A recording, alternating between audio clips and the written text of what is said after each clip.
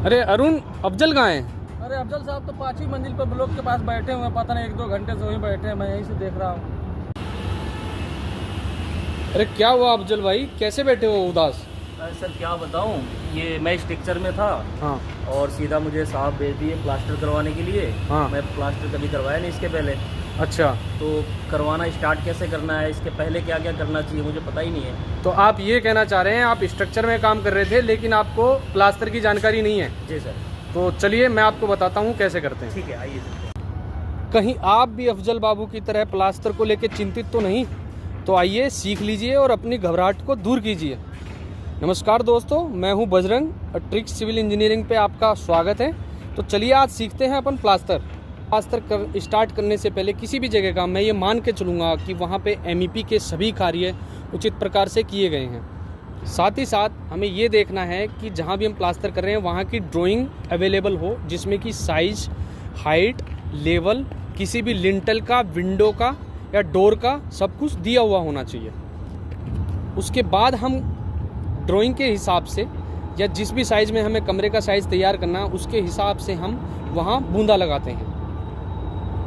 बूंदा लगाने के बाद बूंदे के हिसाब से ही हम चिकन वायर मैश लगाते हैं। चिकन वायर मैश पे हम पेस्टिंग करते हैं।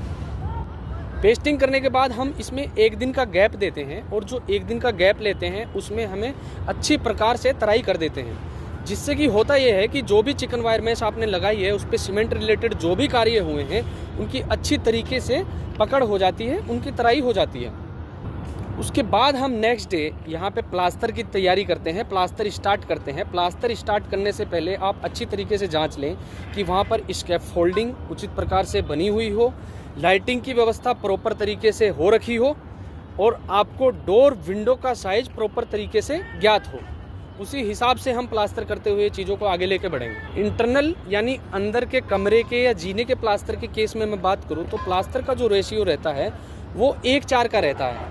1 भाग सीमेंट और 4 भाग रेता।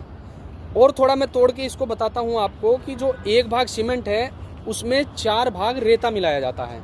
4 भाग में भी हमें कुछ इस तरीके से कार्य करना चाहिए कि उसमें भी 50% कोर सैंड होना चाहिए, 50% फाइन सैंड होना चाहिए। तो हमारे 2 भाग रेते के मिलेंगे, 2 भाग बदरपुर के मिलेंगे, टोटल 4 भाग होगा। उसके साथ सीमेंट का 1 भाग हमें मिलाना चाहिए, तो इसे कहते हैं 1:4 का रेशियो। स्टार्ट करने से पहले प्लास्टर के आप RCC मेंबर्स जो भी हैं, चाहे बीम हो, चाहे कॉलम हो अथवा स्लैब हो, उसमें उचित प्रकार से हैकिंग हो रखी होनी चाहिए। ध्यान रहे कि इंटरनल प्लास्टर जैसे ख़त्म होता है तो उसमें सबसे बॉटम में जहाँ फ्लोर से जाके मिलता है उचित हाइट में स्कर्टिंग के लिए स्पेस छोड़ देंगे, या उसमें जो भी फिनिशिंग आइटम आ रहा है उसके हिसाब से स्कर्टिंग का पोर्शन छोड़ देंगे, ताकि जब फर्श का काम हो जाता है तो उसे उचित प्रकार से मिलाया जा सके, उचित प्रकार से प्लास्टर को कंटिन्यू नीचे तक मिलाया जा सके। इंटरनल प्लास्टर की स्टैंडर्ड थिकनेस की मैं बात करूँ तो हम 12 mm लेकर चलते हैं। प्लास्टर स्टार्ट करने से पहले आप इस चीज़ का ध्यान रखिएगा कि जो भी मटेरियल या जो भी सैंड हमारे पास है वो बिल्कुल अच्छी तरीके से छना हुआ होना चाहिए। उसमें कोई भी अवांछित पदार्थ जैसे कि पॉलीथीन, मिट्टी आदि नहीं होने चाहिए। दोस्तों एक चीज़ हमें इंश्योर करके चलनी है, जहाँ भी हमें प्लास्टर करना है नेक्स्ट डे, जहाँ भी अगले दिन हमें जहाँ भी प्लास्टर स्टार्ट करना है उसकी 24 घंटे पहले ही अच्छी और उचित प्रकार से तराई कर देनी चाहिए। इससे मटेरियल जब लगता है तो उसमें ड्राइनेस नहीं बनती है, फिनिशिंग प्लास्टर की बहुत बेहतरीन मिलती है। प्लास्टर हो जाने के 24 घंटे बाद हमें इसकी उचित प्रकार से तराई स्टार्ट कर देनी चाहिए। प्लास्टर में नमी हमें कम से कम 7 दिन तक मेंटेन रखनी चाहिए, इससे सीमेंट अपनी मजबूती ग्रहण करता है। आउटर के प्लास्टर की बात करें तो प्लास्टर स्टार्ट करने से पहले की गई सभी सावधानियां वैसी ही होंगी जैसी इंटरनल प्लास्टर के केस में की जाती है। कुछ एक बातों का परिवर्तन रहता है, जैसे कि आउटर के प्लास्टर की मोटाई हम 18 mm कंसीडर करके चलते हैं, जो कि 2 लेयर में होती है। पहली लेयर 12 mm की थिकनेस में की जाती है, दूसरी लेयर 6 mm की थिकनेस में की जाती है। पहली लेयर की अगर मैं बात करता हूँ तो उसका अनुपात 1:5 का रहता है। उसमें कि 1 भाग सीमेंट रहता है और 5 भाग कोर सैंड रहता है। ध्यान रहे कि फर्स्ट लेयर में फाइन सैंड का प्रयोग बिल्कुल नहीं किया जाता है, जमुना सैंड का प्रयोग पहली लेयर में बिल्कुल नहीं किया जाता है। पहले लेयर के मटेरियल का रेशियो हमारा 1:5 का रहता है, यानी कि 1 भाग सीमेंट 5 भाग कोर सैंड। उसमें ध्यान रहे कि हम फाइन सैंड बिल्कुल यूज़ नहीं करते हैं। सेकंड लेयर की अगर मैं बात करता हूँ तो सेकंड लेयर में 1:4 रहता है। 1/4 के भाग में 1 सीमेंट और 4 भाग सैंड के होते हैं। सैंड में 2 पार्ट आ जाते हैं। 4 भाग अगर हो रहे हैं तो उसमें 50% कोर सैंड होना चाहिए, 50% फाइन सैंड होना चाहिए। पहली लेयर ख़त्म करने के बाद हम सेकंड लेयर की तरफ आगे बढ़ते हैं। सेकंड लेयर का प्लास्टर करने से पहले आप ध्यान रखिए कि आपकी आउटर के एलिवेशन की जो भी ड्राइंग है, चाहे आउटर के एलिवेशन में विंडो आ रही हो, वेंटिलेटर आ रहा हो, या किसी प्रकार के ग्रूव्स हो, या कोई एक्स्ट्रा डिज़ाइन बनना हो, उनकी ड्राइंग्स अवेलेबल होनी चाहिए और उसके हिसाब से हम फिनिशिंग का कार्य करते हुए आगे बढ़ेंगे। प्लास्टर की दूसरी लेयर, जिसको फिनिशिंग लेयर भी कहा जाता है, उसकी थिकनेस 6 mm होनी चाहिए। दूसरी लेयर में बने मटेरियल का रेशियो 1:4 का रहना चाहिए, जिसमें कि 1 भाग सीमेंट है और 4 भाग रेता है। रेते में भी जो है हमें 2 चीज़ों से मिला के इसको बनाना होगा।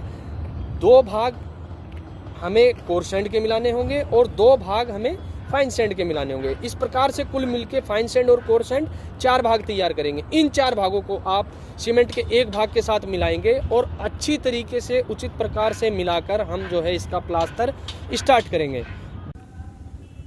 दोस्तों, एक चीज़ का आप ज़रूर ध्यान रखना, आउटर के प्लास्टर के केस में हम वाटर प्रूफिंग कंपाउंड ज़रूर यूज़ करेंगे। वाटर प्रूफिंग कंपाउंड मार्केट में अलग अलग कंपनीज़ के उपलब्ध हैं। उसी हिसाब से उनकी चूँकि दिशा निर्देश लिखे हुए होते हैं, किस तरीके से प्रयोग करना है, कितनी मात्रा में प्रयोग करना है, उसके हिसाब से हमें वाटर प्रूफिंग कंपाउंड हमें अपनी प्लास्टर की लेयर में ज़रूर प्रयोग करना चाहिए। चाहे मैं बात करूँ फर्स्ट लेयर की, आउटर के केस में चाहे फर्स्ट लेयर हो या सेकंड लेयर हो, दोनों ही केस में हमें वाटर प्रूफिंग कंपाउंड का प्रयोग करना चाहिए। दोनों ही केस में चाहे प्लास्टर इंटरनल हो या आउटर हो, हमें पैटर्न ये रखना है कि प्लास्टर ऊपर से नीचे करते हुए जाना है। कदापि हमें यह नहीं करना चाहिए कि हम नीचे से यानी कि फर्श की तरफ से प्लास्टर करते हुए ऊपर सीलिंग की तरफ जाते हों। यह बिल्कुल गलत है, आपके कार्य की फिनिशिंग को बिल्कुल बेकार कर देगा। आप जो है कार्य की क्वालिटी मेंटेन नहीं कर पाएंगे। प्लास्टर के संपूर्ण कार्य के दौरान, चाहे वह इंटरनल प्लास्टर हो या आउटर प्लास्टर हो, आपको मटेरियल बनाने के लिए, मसाला तैयार करने के लिए मेजरमेंट बॉक्स का निश्चित तौर पर प्रयोग करना है। उसी के हिसाब से आप रेशियो मेंटेन करके चलेंगे। प्लास्टर का मटेरियल आप बिल्कुल कोशिश करें कि मशीन के द्वारा मिक्स किया गया हो, यानी मिक्सर मशीन प्रयोग में लाई गई हो। क्योंकि जब घर मकान आदि बनते हैं तो वहाँ पर मिक्सर मशीन का अवेलेबल होना निश्चित नहीं हो पाता है। तो ऐसे केस में आप क्या करेंगे, उसमें 10% एडिशनल सीमेंट और मिला देंगे और उसका अच्छी तरीके से 3 से 4 बार मटेरियल को मिलाएंगे। अच्छी प्रकार से मिले हुए मटेरियल में, अच्छी प्रकार से मिले हुए मसाले में जब पानी मिला दिया जाता है, पानी मिलाने के 1 से 1.5 घंटे के भीतर भीतर आपको मटेरियल को प्रयोग कर लेना चाहिए। अदरवाइज़ क्या होता है कि जैसे ही मोर्टार में पानी मिलता है, उसके बाद केमिकल रिएक्शन सीमेंट और पानी की मिलके स्टार्ट हो जाती है। सीमेंट अपना सेटिंग पकड़ना स्टार्ट कर देता है। तो ध्यान रहे, जैसे ही सीमेंट में या पानी मिल जाता है, उसके 1 से 1.5 घंटे के भीतर आपका माल प्रयोग हो जाना चाहिए, आपका माल वहाँ से कंज्यूम हो जाना चाहिए।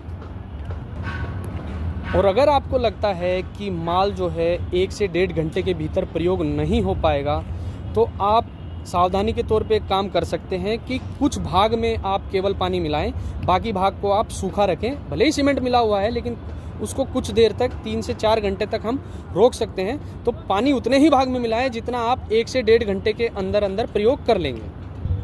तो मैं आपको एक बार फिर से रिवाइंड करा देता हूँ। जहाँ भी प्लास्टर हो रहा है, वहाँ पे प्लास्टर स्टार्ट करने से पहले आप ये चीज़ देख लें कि जो भी कार्य है, ब्रिक वर्क या ब्लॉक वर्क, वो सभी ख़त्म होना चाहिए। हमें लिंटल लेवल का पता होना चाहिए। वहाँ पर कमरे में या जिस भी जगह पे प्लास्टर आप कर रहे हैं, वहाँ पे प्रॉपर लेवल लगा होना चाहिए, ताकि लेवल से नाप के हम धार बना सकें या लिंटल लेवल या सील लेवल हम मेंटेन कर सकें।